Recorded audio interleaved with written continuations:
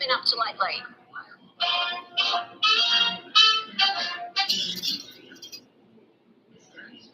Poor old Joe has tested positive to COVID again and has restarted his isolation period. We wish him a speedy recovery, of course. But between his two bouts of COVID, he did emerge to make a quintessentially Biden statement. Somebody who's raised a middle-class kid, 1 year, even though you didn't have the job you have now, even though you didn't get a raise that year, the difference between having a job, having a 5%, 5, 7, whatever it happens to be, in the face of inflation, price of the pump, well, that's down every day so far. But, it's like, well, I feel worse off. But then again, I didn't get a check for $8,000 from the government. They just, among other things. Does that make any sense? Anybody? Does any of that make sense? I don't think so. It's just you, Joe. That made no sense to me, but then again, I'm not.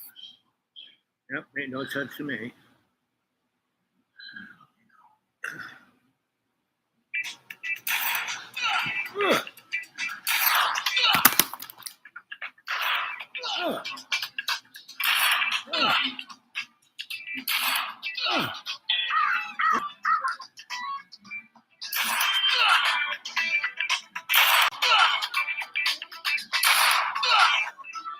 Yeah, that kind of looks like what's going on in the world. Sort of like walking a tightrope. It's going or else. Here's Chinese Ambassador Liu Xiaoming saying China has looted the island was when Newt Gingrich, who was Speaker at the time, went in 1997. So this trip is certainly ruffling some feathers with China, whose leaders have warned Pelosi against going or else. Here's Chinese Ambassador Liu Xiaoming saying China has repeatedly made clear to the U.S. its serious concern over Pelosi's planned visit to Taiwan and its firm opposition to the visit. If the U.S. challenges China's red line, it will be met with resolute countermeasures. The U.S. must bear all consequences arising thereof. Yeah, that is not so good. So, in order for her to take this trip, the military has reportedly had to spend quite a bit of money, somewhere along the realm of $90 million in cash and resources to ensure her security. And some are warning that this could lead to an all-out war between the U.S. and China, which I don't think is likely, or that it might lead to China taking a more aggressive action against Taiwan, which I think is more likely. So it could end up being very similar to a situation that we're seeing in Russia and Ukraine, which, despite Western media claiming Ukraine is clobbering Russia, the reality is, while Zelensky is out posing for Vogue, he's also issuing evacuation orders for Ukrainians to leave areas of Ukraine because the Russians are taking over.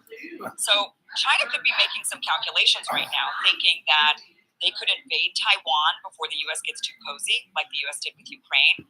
And worst case scenario for them is the U.S. supplies weapons to Taiwan. What do you think? They know we're not likely to go to war with them. The U.S. then makes Taiwanese people fight for themselves, like what we're doing to the Ukrainians. Meanwhile, China just takes over the island, which, by the way, would be a lot easier to take than a landlocked area like Ukraine. And by the way, I'm not advocating for any of these outcomes regarding Ukraine or Taiwan. I'm just laying out reality. China knows there'll be no war on their soil. They also know we're not going to go to war with them. So the worst case scenario, what they're seeing is So can you hear me? Taiwan with weapons. Can you hear me China now? would obviously lose a few soldiers. Can you hear me now? Territory. Just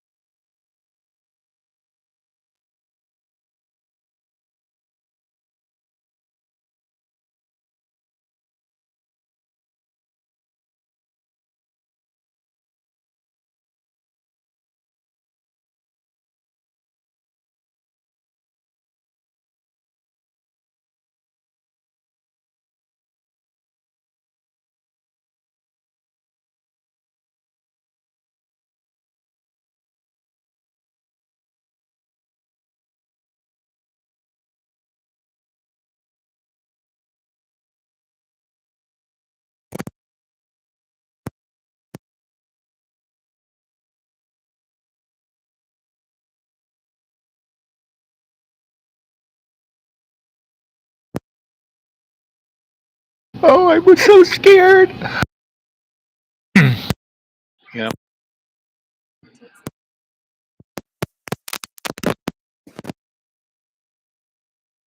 Okay. Every time I plug in that microphone, it just goes nuts. I don't know why. It just does. You know, I have no understanding. I have no idea. Uh, do, do, do.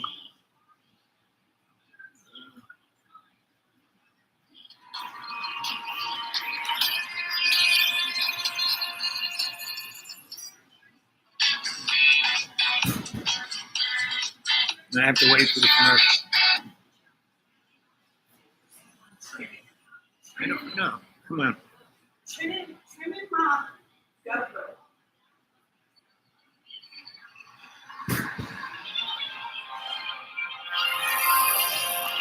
And this is my everyday. This is what I go through every day. This is what it feels like.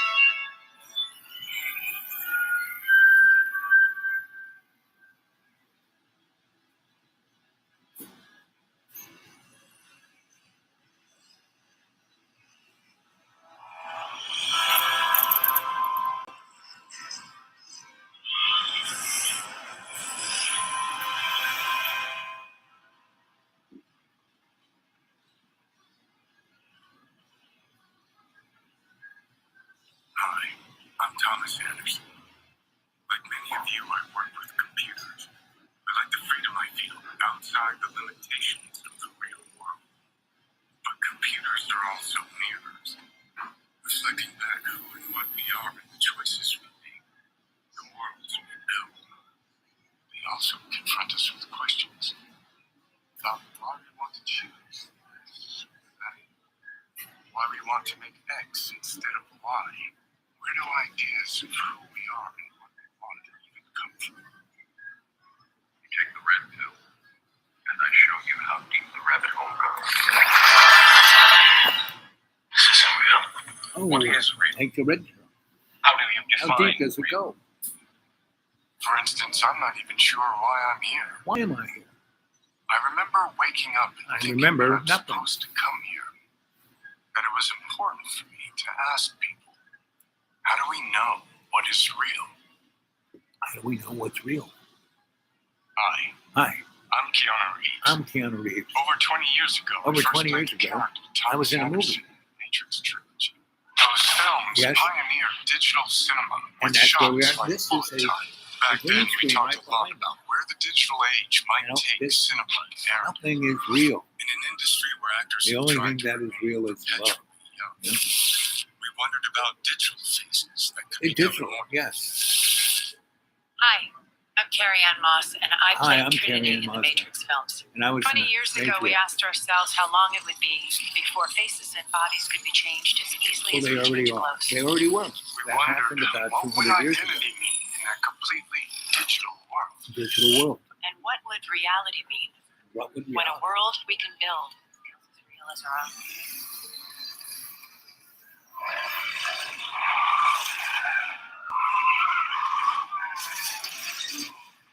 What just happened? Yeah, this is what they wanted. Said they were fine with your theoretical mumbo jumbo, but they needed some sexy action.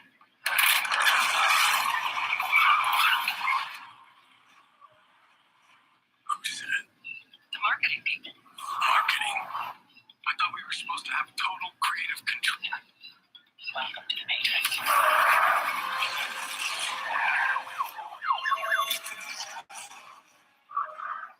Well, we had total creative control. Welcome to the Matrix. So, what's your life like? Remember, if you come on the chat, how long have we been here? 10 minutes and 10 seconds. I love it when that happens. It's all in the Matrix. You've taken the red pill, and here we are.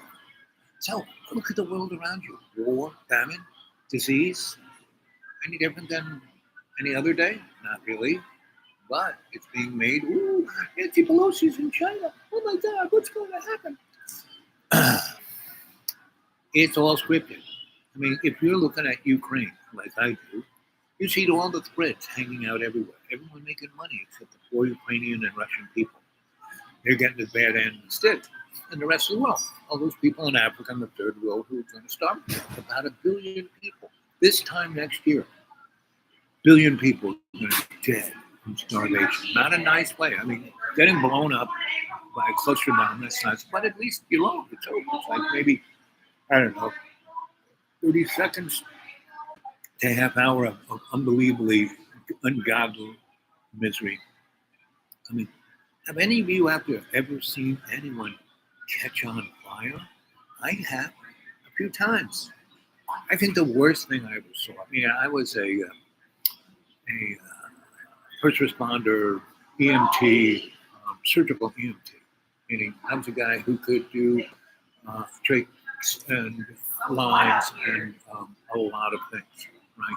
That most people don't think you can do in an ambulance, but we did because we were like in a war zone. Our house was right where 2 interstates. It didn't have a clover leaf. It did this. Big truck going this way, little car going this way.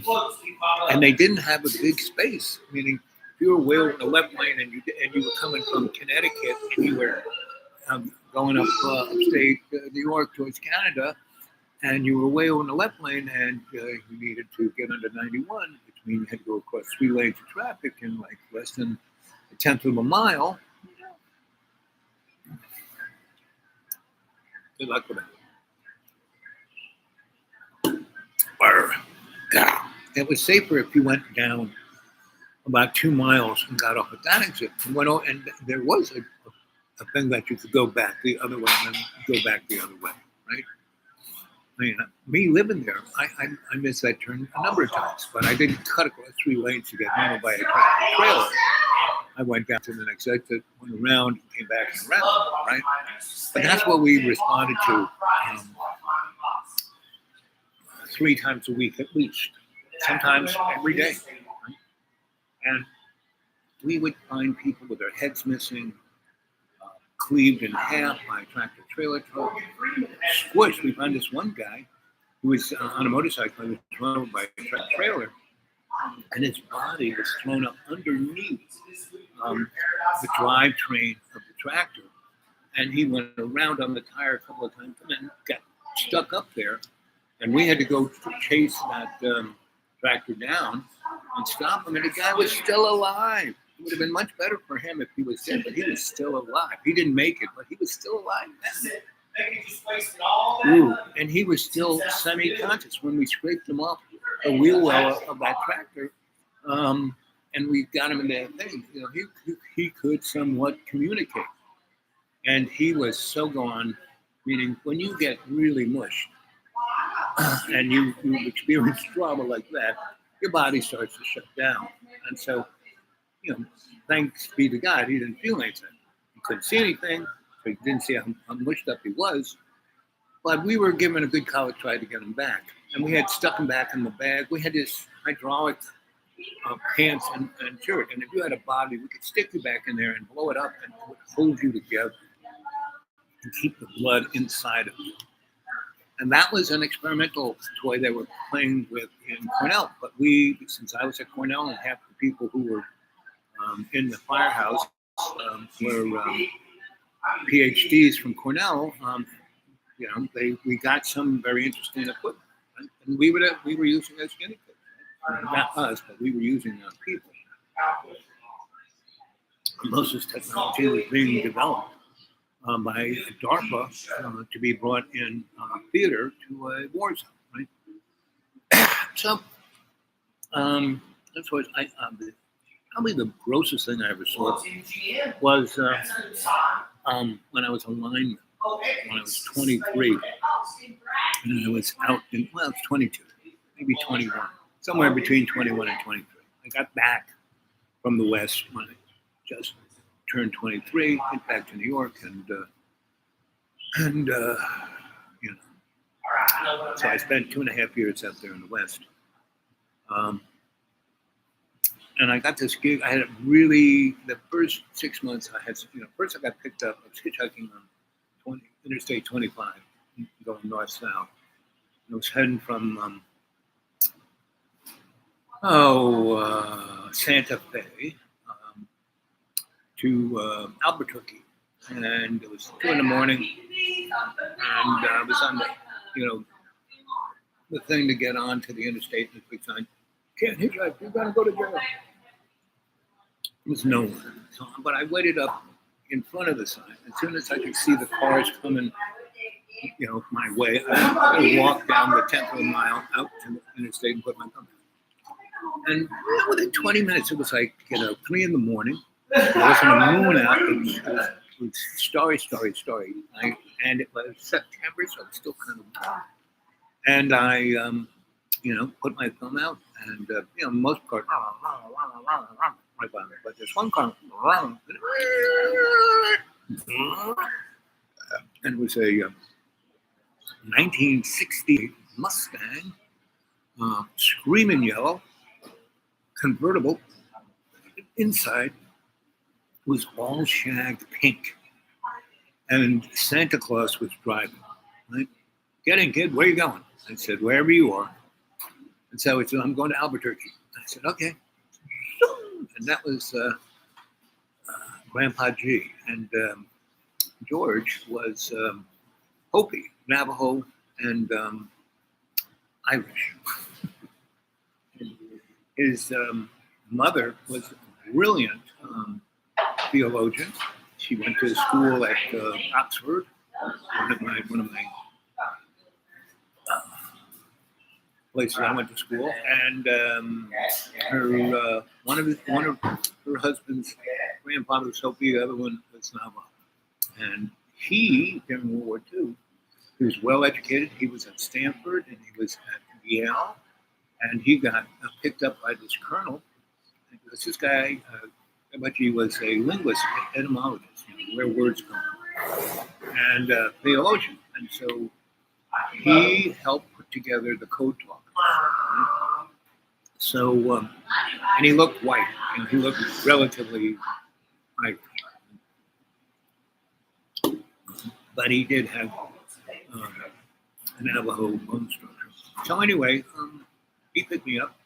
We talked. And he was coming from Chicago. He had been at University of Chicago, head of their etymology department and linguistics and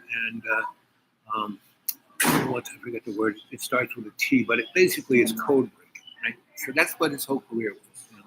Math, computers, linguists, where words came from, and how to break codes.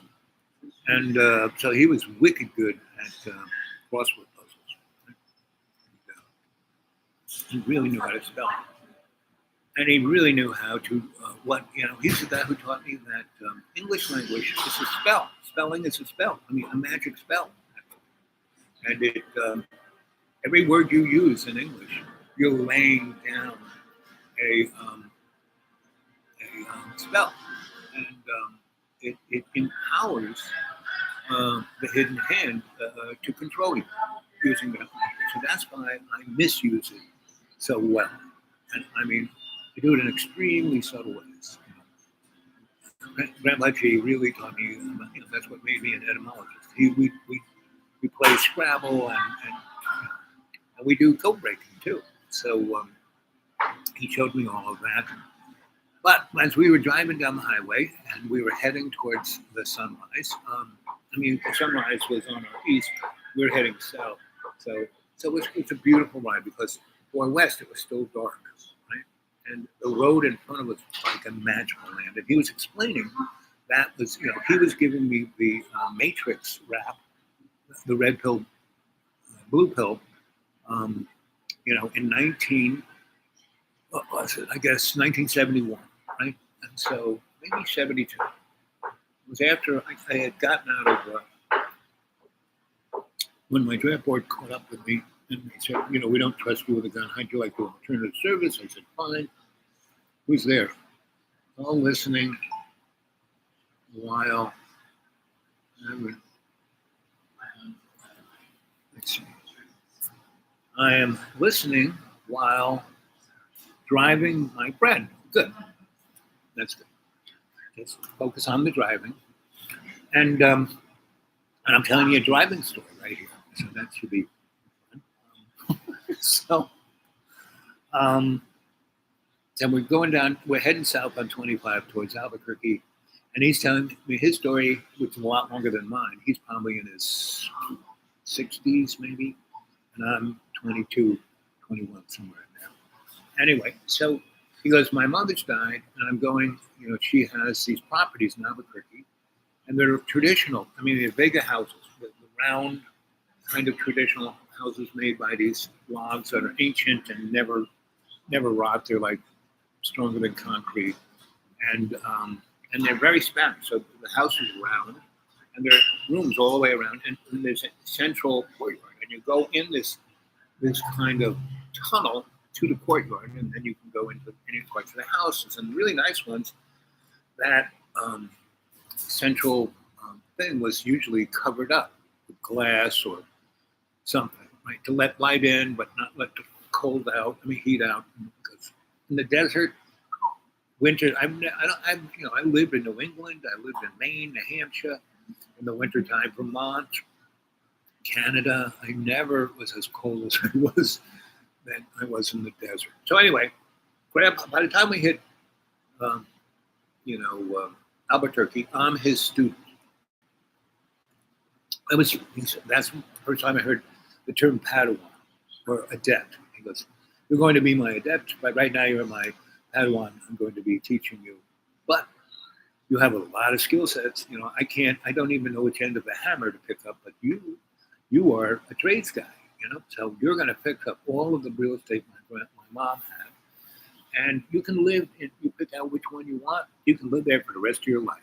I mean, there's a place I could still be, and I probably own all of that property right now, because he would have died. He had no kids. He had no relatives. So I did. The first 3 months I fixed everything. He had a general store, and the general store was more like a food bank, meaning people would come. But it was right in the middle of the Chicano Indian neighborhood, and it started out as the Indian neighborhood, and then Chicano kind of took it over. But it always had a Chicano flavor to it. And so he had this big general store, and his mother ran it, and she died, so he didn't know. He was a scholar; he had no idea how to run it. So I fixed it up because it was, and nothing worked. Water didn't work. The electric, he had an electric meter that worked, but nothing. Things shorted out. And the mother, she would not give the food away, but you'll owe it to me. And people would give her money, and then she'd want more food. But she was always. So we did the same thing, but I'd been running dumpster dive restaurants. So basically, there were a lot of restaurants in Albuquerque, and there were all kinds of trucks and cars his mother had. And he couldn't swing a hammer, but he knew about cars. He was a car freak. That Mustang he had, he like rebuilt. And so he got all the vehicles she had, and she had a number of nice trucks, station wagon, and a couple other cars. And so we got everything going, and we basically, there were the OGs, with the gangs, and this is 72, and but they were more business-like, right? And they were just selling pot. They were not touching other stuff because the mob was touching other stuff. The CIA was selling the heroin in Albuquerque because Kirkland Air Force Base was there. That's where all the stuff was coming in from Vietnam off the C-110s and the Galaxy. Weird science. And there was a lot of weird science there. Just like right around here, this whole area, that little weird triangle of Tennessee, North Carolina, West Virginia, Kentucky. This is the A-bombers of weirdness. Irwin, Tennessee, very weird place. Right? Johnson City, very weird place. Watoga Lake, they're alien. The reason why they flooded out that valley is because there's so much weirdness there. They wanted to cover it up. The best thing when you're in a rainforest to cover it up, build a little dam, flood it off. Right? They got big 980 lines all the way around the 3 counties, right? And that juice is not coming from that little dam. I went and looked at that generator, and the sucker couldn't even, drive a, mobile home park. And but the 980 lines, you could drive Las Vegas with these things. And what those 980 lines are, they are an electric fence to keep the weirdness in that lake.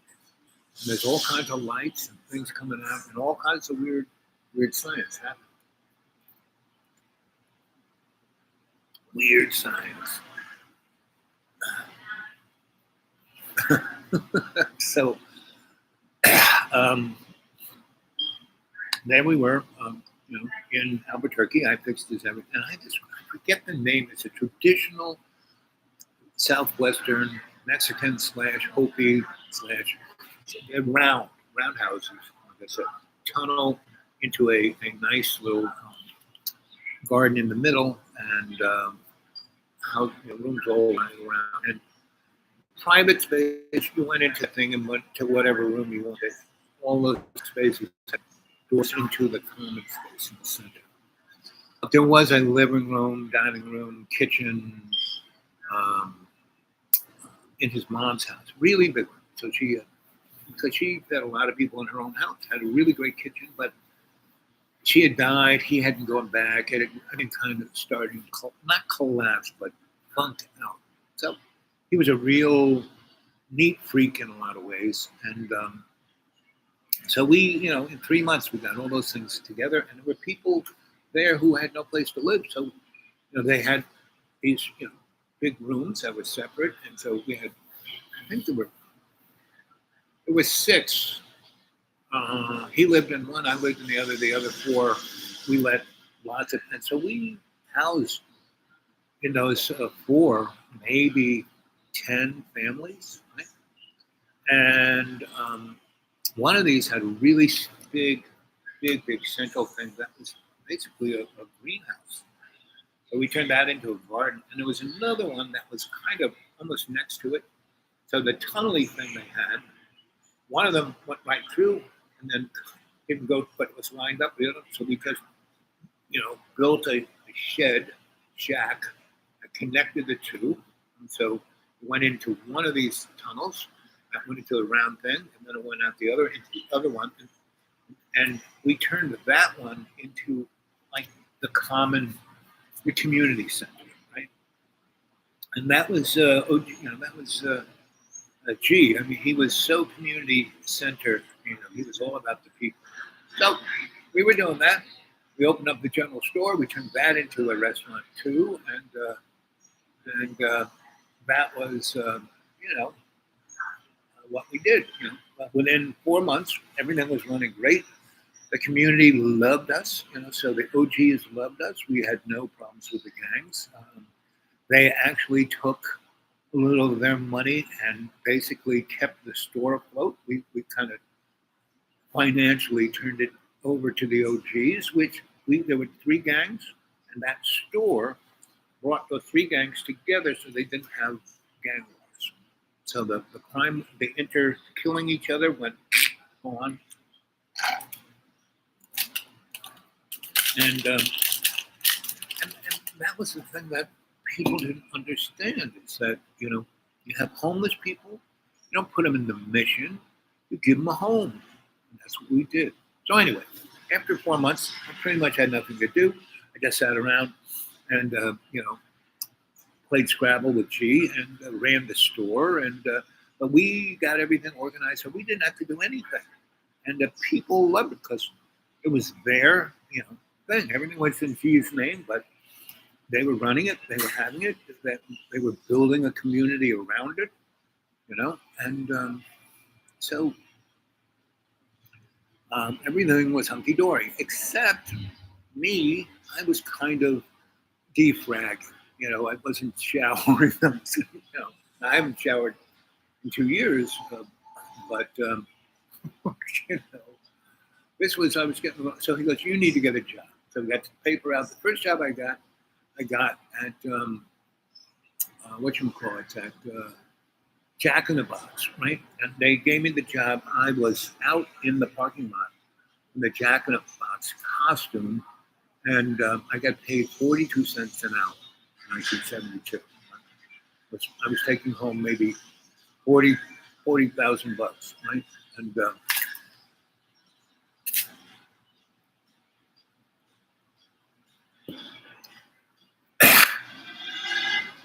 this movie, Weird Science, is ahead of its time. You know?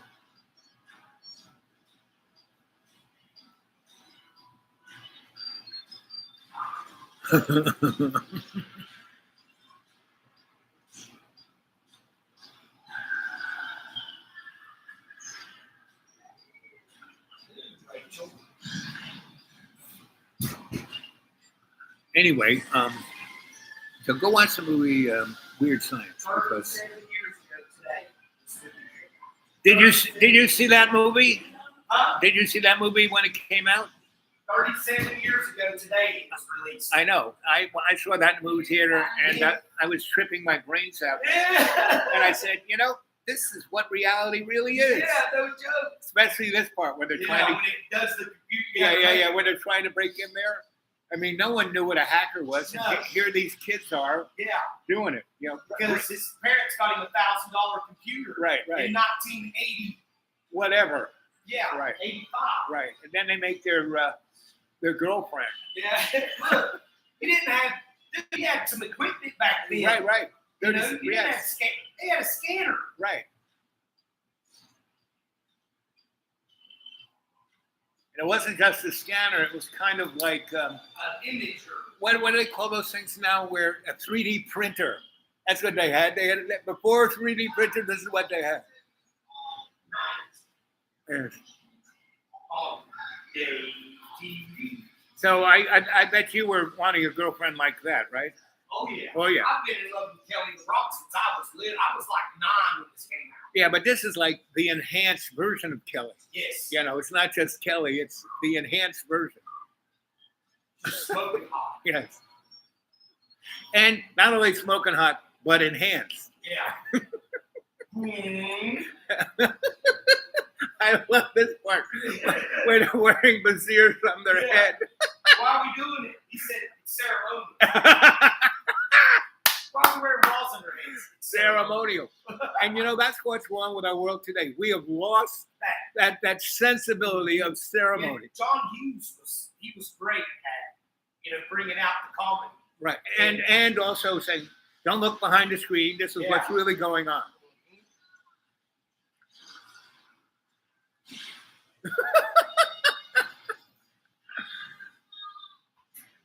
Weird Science, kids. That's what that's where we're living in now. Weird Science. Yeah. Okay.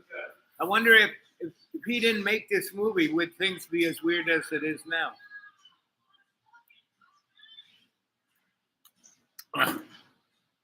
Unplug it. Yeah, good luck with that. You can't just unplug it. Welcome.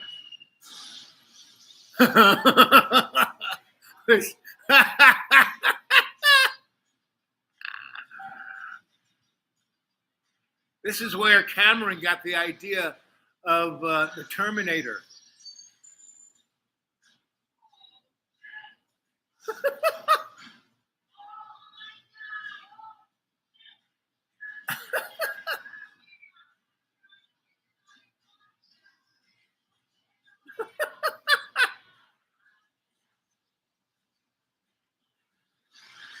Good luck with that.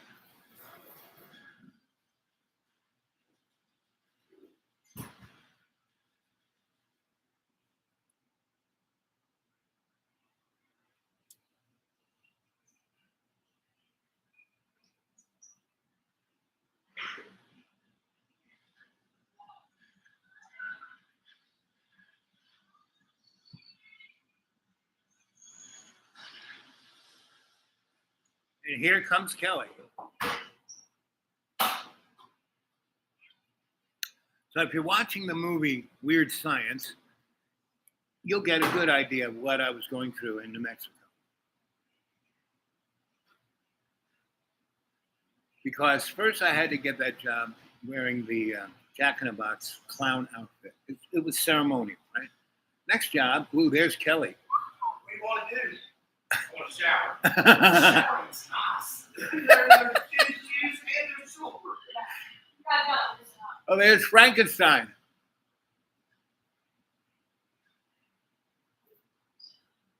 Hey,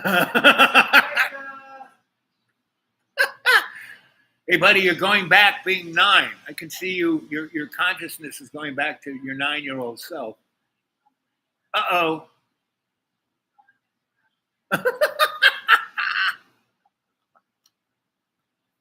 Ah.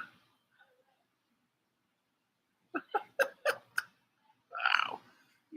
So then the next job I had, I was working for a concrete company, and they were building all these crap houses out in the desert. So they just pour a pad on top of sand and then build a house on top of it and sell it to some moron for 20 grand and go away.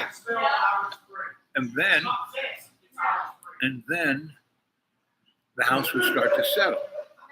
So what we did was we would jackhammer 1-inch pipe underneath the house, and then under pressure, gunite concrete underneath the house and level it out. And then someone have is that a juice box? Yeah. A juice box.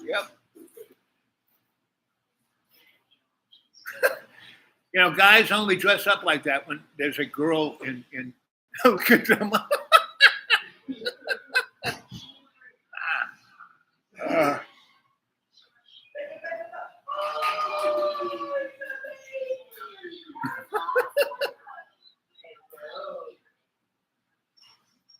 It's a baby. I don't know where she got the pink Cadillac.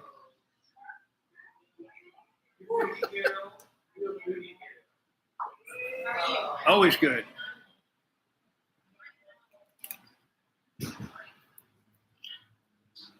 So there we are, hammering pipes under these houses that were like, unbelievably, if you went in this door, you'd fall out the back door. And so we put concrete in and we level it up, right? And all these guys were drunk, and they were all in their 30s, and they looked like they were 70, right? They were smoking chain smoking cigarettes and drinking while they were doing it. And we had this machine that the cement mixer would come up, we would pour the concrete into the machine. The machine would we had hoses that we would attach to these pipes, and we would pump the concrete underneath the house, and it would level it off. And we had a transom so we could tell when it was level. And this one house, we went and we hammered the pipes under the house, and then the cement truck. And it usually took no more than 1 cement truck, maybe 2. Well, 1, nothing moved. 2, nothing moved. 3, nothing moved. 4, nothing moved. 5, nothing moved. 6, nothing moved. We were up to 15 cement mixers. These guys were drunk. And I was the youngest. I just showed up, and I said, don't you think we, in the last 2 weeks, we never had to do more than 1.5 cement mixers? Don't you think something's wrong? No, there's more concrete. And so they just kept bringing more cement mixers one after another. And then all of a sudden, police cars came. We were on top of this hill, and just coming up the road and stuck and jumped out and had your guns, right? Because what had happened was we had taken our jackhammers and punctured, not underneath the house, but into a large culvert. And we were on top of a hill, and that concrete was going down the culvert, going through Albuquerque, and filling up. The lowest point of the culvert was in the drains of the Albuquerque Mall. And so concrete started coming out of the floor drains in the mall, and in Macy's, and then Kmart's, and then all those stores, and in the the alleyway of the mall was filling up with concrete, and this was quick drying concrete. So people who were like slogging through it, they were slowing down, and all of a sudden they were like, being stuck in concrete up to their ankles, And so some smart firemen, when they got there trying to get everyone out of the concrete, he called up. There were only 2 concrete companies in Albuquerque at the time. He said, who are you sending lots of concrete to? And they gave the address of the house, right? So I was the youngest, and I got blamed, And the other guys were like high on skag and drunk, and I got blamed. I mean, I got fired, I didn't go go to jail. And the firemen and the cops, I said, hey guys, and I explained to them exactly what was going on. Whereas the guy who is quote unquote the foreman was like, he had almost OD'd from the heroin, right? He just kept shooting up. Like, no, you're good enough. So, so it was.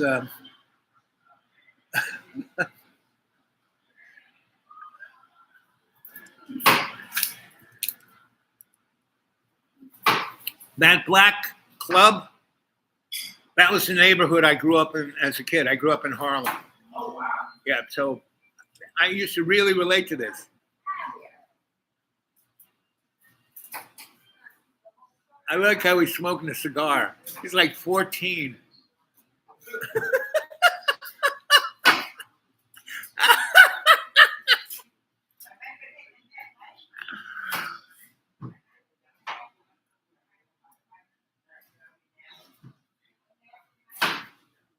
All these black guys in the movie are basketball stars and Football star. yeah, That guy. right. And the other guys are musicians. So they're just being themselves. Isn't that, what's his name? The hardest working man in rock and roll? James Brown. Isn't that James Brown there?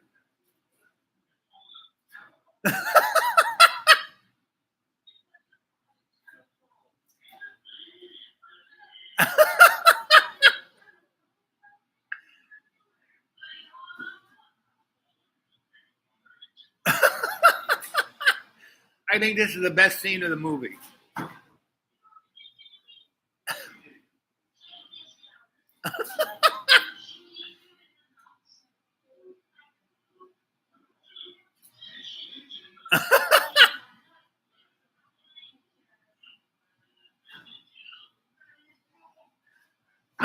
James Brown.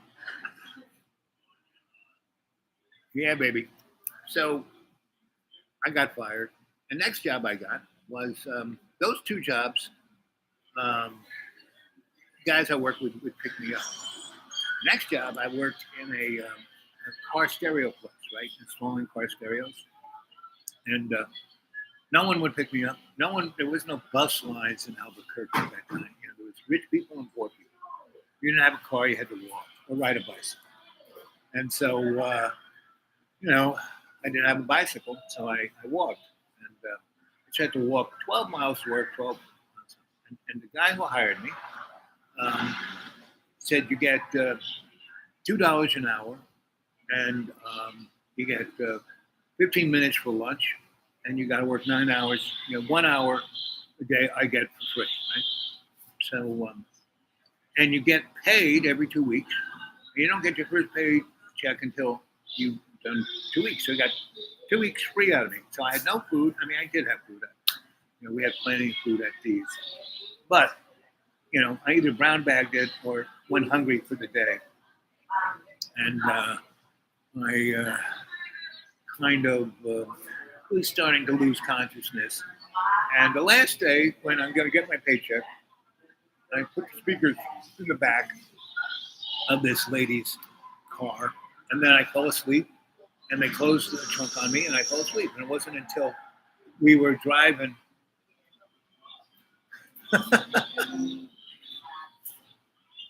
My mother had that car, except it was, with the fins, except it was gold.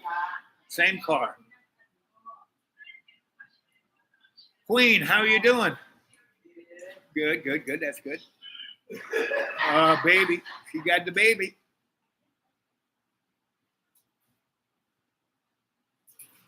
So, I was locked in the trunk of this car. Driving around, and I woke up and it was dark, but there were all these bags and thing of like pound cake. I ate the pound cake. They had cans of stuff, so I started opening up the cans and eating them and packaging of this. So I had jam all over me. I was like covered in food because I'm and so by the time she gets home, goes in the garage, and she opens up her trunk, and there I am, covered in food, and and in her trunk, and she screams and runs in the house, calls police. And she throws the trunk, so he knocks me on the head, gets me in the trunk, and so when the trunk opens, cops with guns on me, and they just, it's like, I'm covered in food, and I'm a skinny 21-year-old, and obviously not I don't have needle marks, and I said, listen, I was installing the speakers in this car. She just got a stereo. Yes, I just got a stereo. And, so put me in your police car. And, all the stuff, the food just went all over the place. And the way she was driving, they were like looking at her and going, mm-hmm. And so they put me in the police car. They didn't handcuff me or anything, just put me in the back and drove me to the guy, right? And, and it was still, everyone's still working. It was like maybe 4:30. And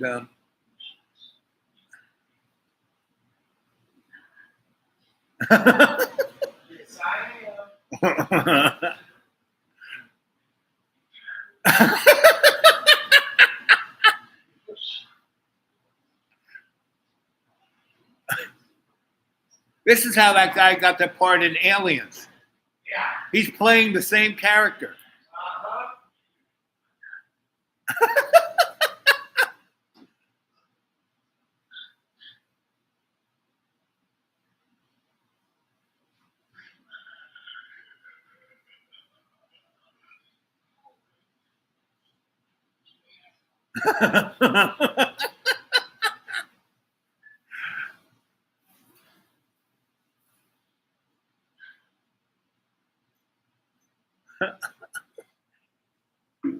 So they lost their girlfriend.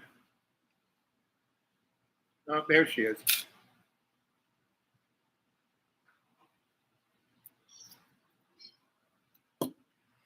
So that was my third job. I lost. And then the fourth job, I was looking at newspapers. It said, what's his name? Vacuum cleaner company. Looking for a promotional display engineer. Right? And so it said, for every unit display, you will earn $5 cash that day, and you can make up to $200 a day. And you get breakfast and lunch, and we will pick you up. I said, that's my job. Called them up and said, so what is this? And they said, well, you're just going to be the guy who goes around to a neighborhood demonstrating the Kubi vacuum cleaner. And you won't sell it, you just demonstrate it. For every yellow card, and then you knock on the door, say, yes, hey, I'm from Kubi's, and I want to show you this great vacuum cleaner. Please sign this card. Let me in, I'll demonstrate it. And that card was the thing that legally enabled the Kubi company to send their salesmen in to sell them the vacuum cleaner. So I already demonstrated it. Little yellow card said that's, and those guys were such high pressure salesmen, 99.9% of the characters would be sold. And how they sold it to them, they, if you had a car, you had a house, you would sign that over to them. And if you didn't make two payments, and the Kubi was a great vacuum. I mean, it did a great job, but it cost $1,200 in 1972, and they wanted $30 a month. And so if you missed two payments, they owned your house. They kicked you out. They took your car, and 99.9%. And they did it only to poor people, right? And the salesmen could get their, I was the guy who got their foot in the door. So I would, he said, hi, can I tell you this Kubi vacuum cleaner? I don't want it. No. Then can you just sign this card? So the first day I went to work, I didn't demonstrate the Kubi once, but I got 30 people signed because I just kept knocking on the door, because I had this little card on me that the Kubi company was playing with police. So if those people would call the cops, I'd show up. The cops would say, no, he's fine to do what he's doing. So I just be knocking on the door until I said, just sign the card. So they'd sign the card, and I would go on to the next house. Sign the card. And so the first time I was there, I got 30 cards, right? $5 times 30. That's $150 cash that day. Most yellow cards, I became the yellow card guy. They said, "You're going to be great. You're going to be, one of us." And that was the time I should have said goodbye, because every time I would be in an environment where I was working, I never worked for anyone. I was a consultant. But when they would say, "You're going to be one of us," after this experience, someone said, "You're so good at this. You're going to be one of us." I said, "I quit." "What? You're so successful. You're going to school forever." Blah, blah, blah. I said,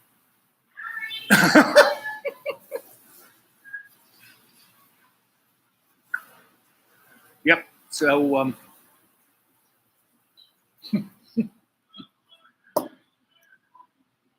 I just love Kelly and Weird Science. You got to go watch that movie, Weird Science, and you'll understand. That was a life I had between 19 and 22. But between Duke University and the national laboratories I worked in, that's what Weird Science. That was my experience. 19 and 22. There were 3 women in that period that were like Kelly, but hotter, more interesting.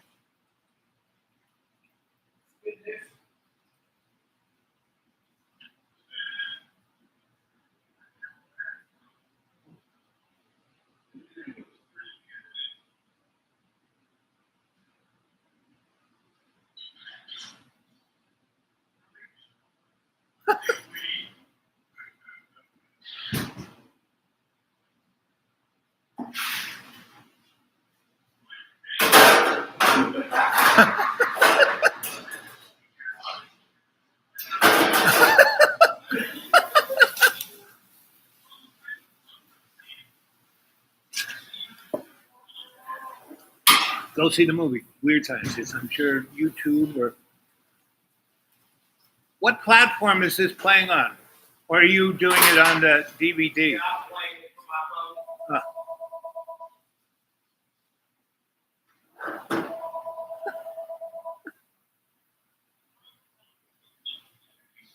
Anyway, so I did that, and so I just was making between 150 and $200 a day cash every single freaking day. So I was getting some money, putting it away.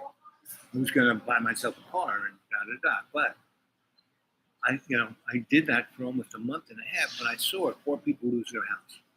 And I got the yellow card. If I hadn't gotten the yellow card, the salesman wouldn't have gone in, right? And so I was getting, I had this moral conflict. It's making $150 a day. Guys with white shirts working in offices weren't even making that. So, but, and they would come and get me. We'd go to McDonald's. I'd get Egg McMuffin and that hash brown, two big cups of coffee, and off I would go demonstrate. Right? Then he picked me up for lunch, and I would have the Big Mac special, a special sauce. I really like that special sauce.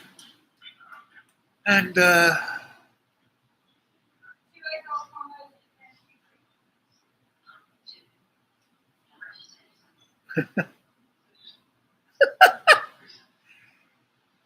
so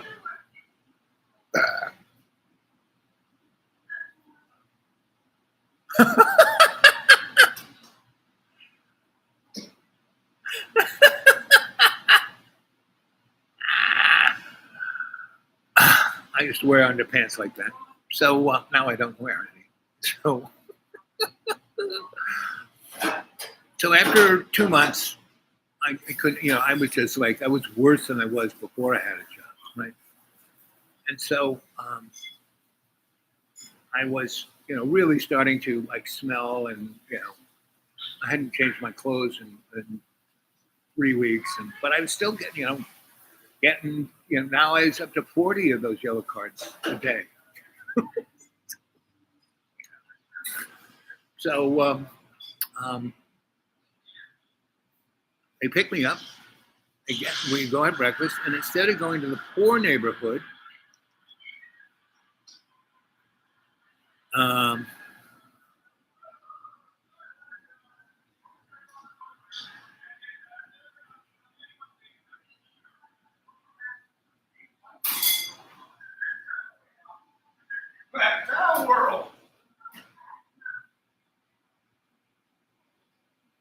The girls didn't like that. Anyway, so we didn't go to a poor neighborhood. We went to a rich neighborhood, really rich. You know, like I said, in Albuquerque then there was just rich people and everybody else, right? And so we.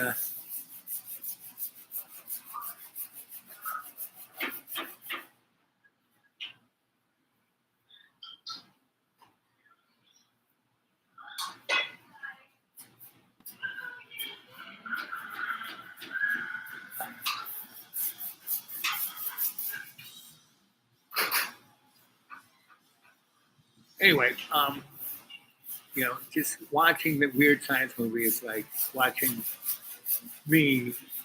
How many years ago was this? 35 years? 37. 37 years ago. That was me 37 years. There's Kelly.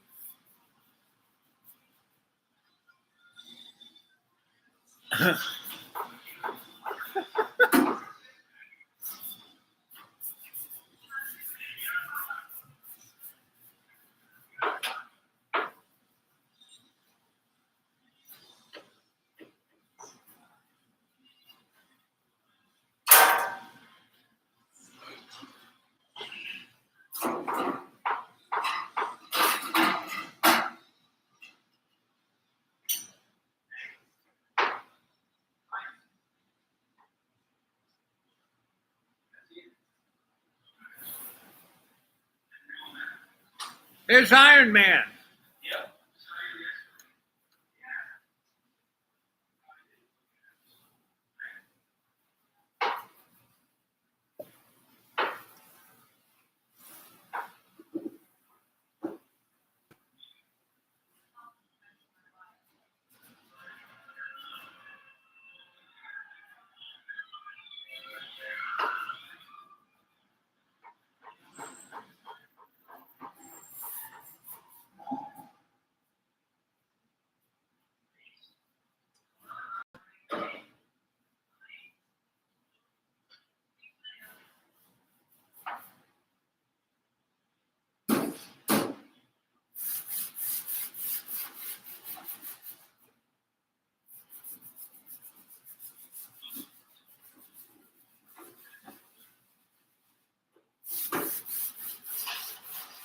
Yep.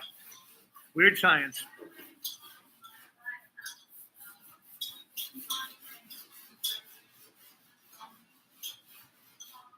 Yep. So he dropped me off in a rich neighborhood after getting my egg McMuffin. And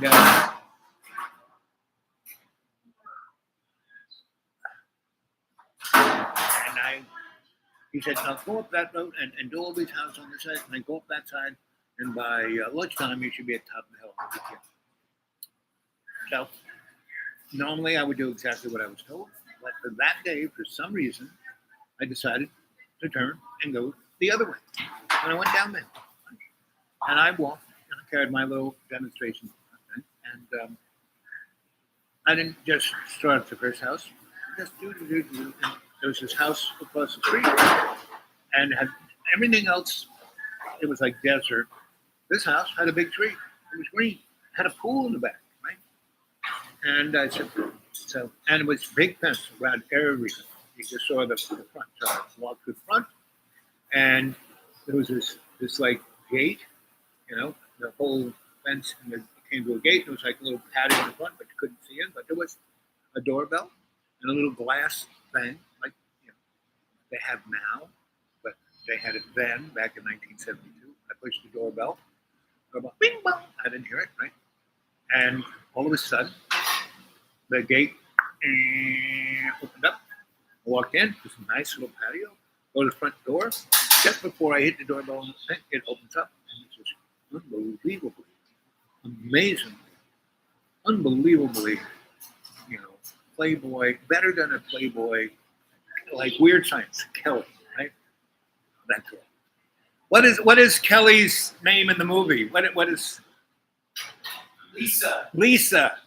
He Lisa. says, why Lisa? She said, why Lisa? And the other kid says, that's just this girl that that lock gate, and she ended up kicking him in the nuts. And he goes, "It's not your fault. You just said hello." Lisa. Hey, son. Yes. I like these old people. They're looking at him like, how can this be? So anyway, that is the kind of girl who answered, but she was not even wearing a foul. She just had this super wispy, almost translucent nightie on, but you could, and her breasts were like, 2 cars. you know, coming in. unbelievable. And Walking in. it was just, my mouth was like, and it's like 9:30 in the morning. I still have the Burger King, McDonald's breakfast on my breath. And she leans over and, smell good. Want a drink?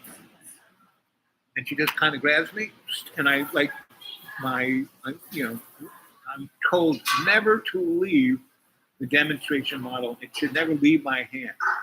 I just kind of drop it there, and she pulls me in the house, and she drags me over to where the bar is, and she's got a picture of martinis, iced, not shaken, stirred, and she pours it into a mug, not like a martini glass, in a plastic mug, and it tasted so good. I just go. And I said, "What is this?" And she goes, "It's a martini." And I look at it, and there are all these martini glasses up there. And I said, "Shouldn't we have it in those?" She goes, "Oh, no." And I go, "How come?" She goes, "Well, we might break those. The plastic mug, we won't break." And she then jumps on me, and the games begin, right? And we put our skank on every surface of that house, every carpet, every bed, every chair, out in the swimming pool. She emptied my manly juices many times. What's going on? And we're and we have drank every alcohol beverage there was in that house. And I don't know what time. I lost sense of time. And we're all naked, and we're on the living room had this white shag carpet that was just unbelievably soft, and we were just rolling around in that for hours. I was investigating every corner and crack of her body, and she mine, and so again, watch the movie Weird Science, and so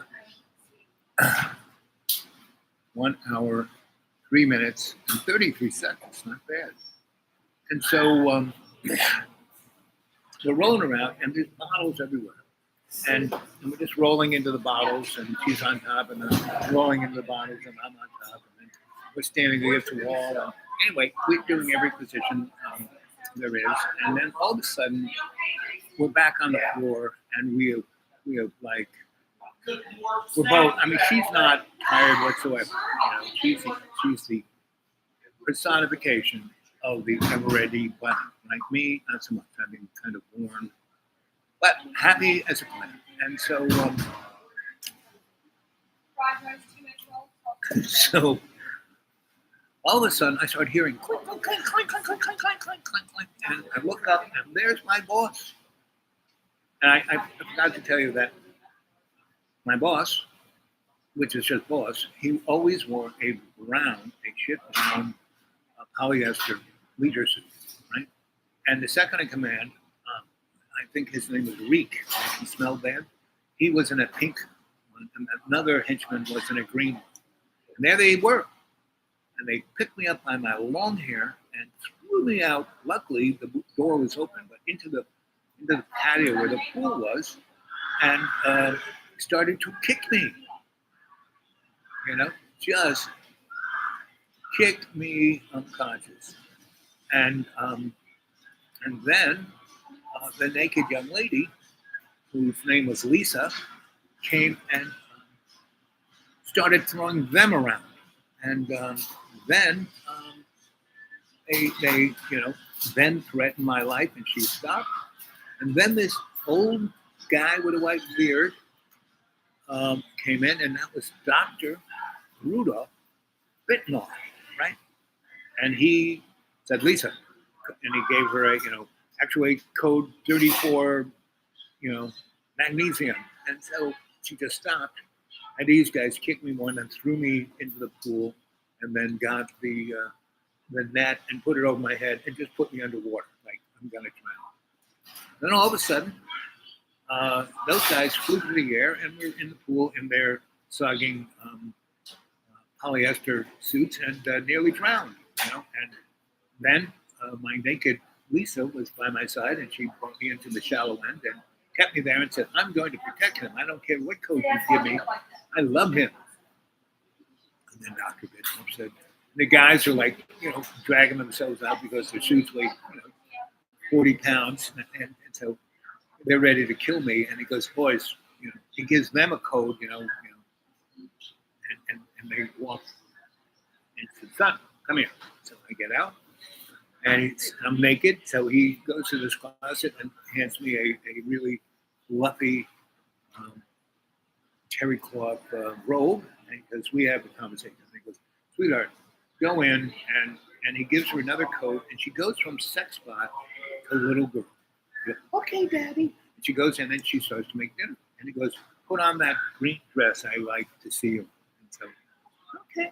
So she goes in, and and he starts explaining to me that he is, from Hydra, and he's one, and he explains the whole thing about how, that this has been going on since, the Tower of Babel, and he is like, 20,000 years old. And he goes, you want to know what's going on? Go read the Old Testament and go read Kings.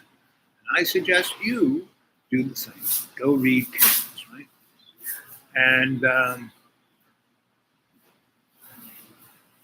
so, what time is it? Oh, look at that. It's 3:03. And, look at that. 1 hour, 8 minutes, and 8 seconds. So that's about all of that story I'm going to tell. Next, I want you to show up the next show. Tomorrow's Wednesday. I'll probably do one tomorrow because I have some place to go where I can jump on the old internet. So I look forward to seeing you tomorrow. I'll take some now. Go watch Weird Science. Everyone who watches this, go watch the movie Weird Science, and you will be filled in on the dynamics.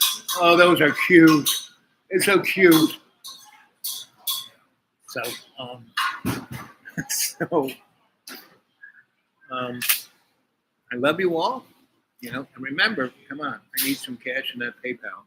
The dudawake42@gmail. Dudawake42@gmail. If you get a hold of me on the old internet, dudawake42@gmail, I'll send you some of my novels because I need some feedback. This last year and a half, I've written 5 of these novels.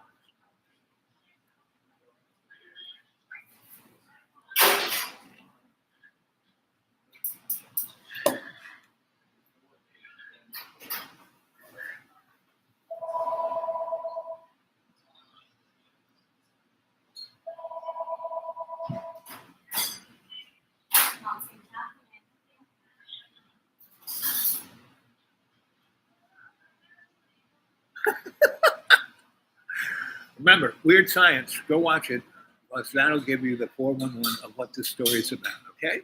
Okay. Good talking to you. Talk to you later. Tomorrow, I would say, noonish, 1 o'clock, right? Dreamy Dreamland with Sensei Al Bob. Dreamy Dreamland with Sensei Al Bob. I'm your Sensei, your Griot. Here we are. We're in Thailand right now. And I just want to tell you guys, I love you. Be strong. You're the decider. Get a hold of me at thedudawake42@gmail.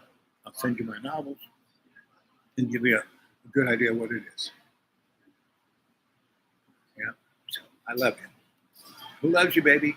Your Sensei Al Bob.